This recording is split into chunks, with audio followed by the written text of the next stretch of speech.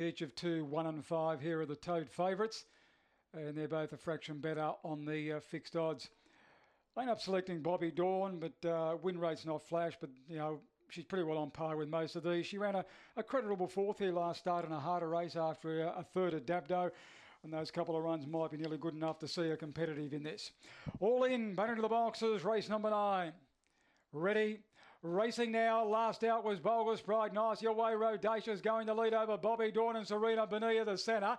The inside Sand and Stunner and Claus Bale is kept deep. We're followed between runners now. Bulgus Pride and Sovereign Queen back near the tail with Opera Winby down the side. And Rodacious by 2.5. Serena Bonilla, Bulgus Pride, Bobby Dawn. Next was Sand and Stunner, but it's still Rodacious in front. Serena Bonilla won't get it, and Rodacious all the way from Serena Bonilla, Bulgus Pride and Bobby Dawn. Next in was Sovereign Queen, Sand and Stunner. Further back was Opera Winby, and last in is Claus Bale in the time of around 25 seconds even.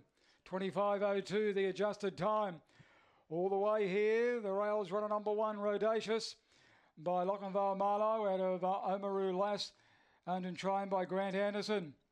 Second goes the number 5, Serena Bonilla. Subar Nura has done all the chasing. And number 4, third, Bulgus Pride, Neil Falk. 7, Bobby Dawn, officially fourth. 1, 5, 4 and 7. Margins are 2.5 by 1 3/4.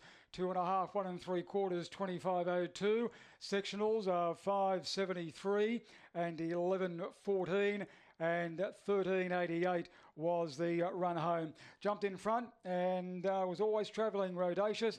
The lead all the way. Serena Bonilla kept him honest throughout. She did all the chasing.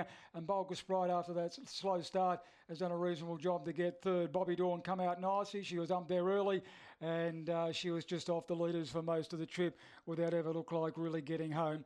So no excuses really to beat in division. 1, 5, 4 and 7 on race number 9. And Kevin will have all the toads via the studio.